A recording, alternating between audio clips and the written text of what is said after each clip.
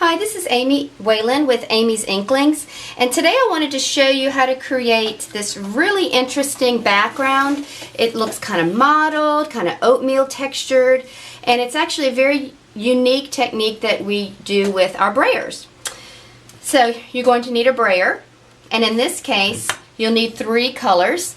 I used Pool Party, Marina Mist, and then I used Night of Navy, and you're going to laugh at me because you're probably thinking, where in heaven's name did she get this old pad? Well, I've been using Stampin' Up! Product for 16, 17 years, and so this is one of the old pads that I just never felt the need to replace. So a little blast from the past. And we're also going to be using our size D block to create this background, okay? So let me move these away. And I'll start with a clean piece of cardstock. The stamps that we're using is White Christmas. It can be found in our holiday catalog. And let's get started. Okay. We're going to start with the lighter shade. Now, I'm using 3 different ink colors, but since they're all blue, I'm not going to be too concerned about cross-contaminating the colors since they're all the blue family. So the way that you ink up a brayer is kind of like that, all right? Kind of go back and forth. When you think you have pretty good distribution of ink, then go this way, because you don't want to have any lines. Well, I'll show you later. It'll be easier to see with one of the darker pads. All right, so we're going to cover the entire block with the Pool Party. And if you notice, I'm going in one direction. And the same thing is true for when you ink your brayer on the pad. Never go back and forth. Always go in one direction so the whole circumference of the brayer is covered in ink.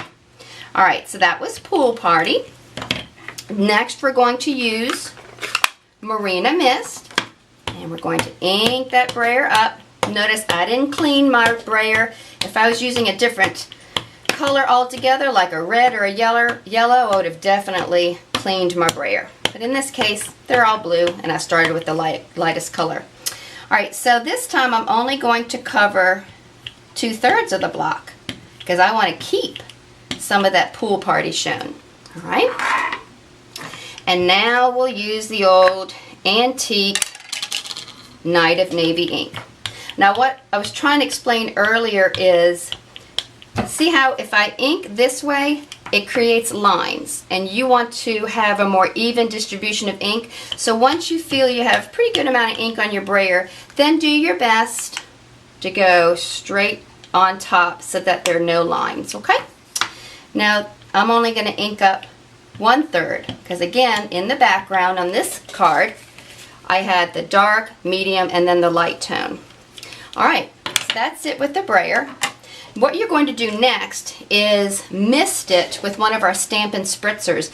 You get 2 of these in a package when you order them, and a lot of people use them to fill it up with re-inker and alcohol, and you can color your white ribbon that way. You can kind of spray it on your cardstock, and it makes a nice stipple effect. But in this case, I just have water, and you're actually going to spray the block, which I'm going to do off camera because I don't want to get my desk all wet.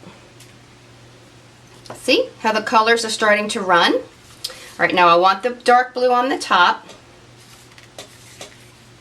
So then I stamp it down. Now, that's exactly what you want to see.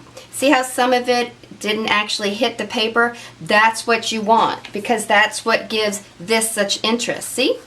It didn't actually come in contact with the paper, and that's what created that mottled look, and that is okay.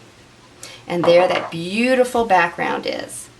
Now in this particular card, I actually cut that out and mounted it on Night of Navy cardstock. But if you wanted to do your whole project on this, all you have to do, for instance, if you wanted to stamp an image and just have it within this little window, then cut a mask. And the way I did this was I inked the block up, I stamped it on the scratch piece of paper, and then I cut that window open, and you'll see it fits right over. Okay? So now I'm going to use our Stays On black ink, and again, this is one of the stamps that comes in the White Christmas stamp set. Okay. And again, my mask is in position, and you just stamp right on top.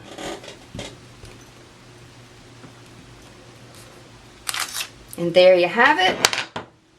And if you remove the mask, it only stamped within that window.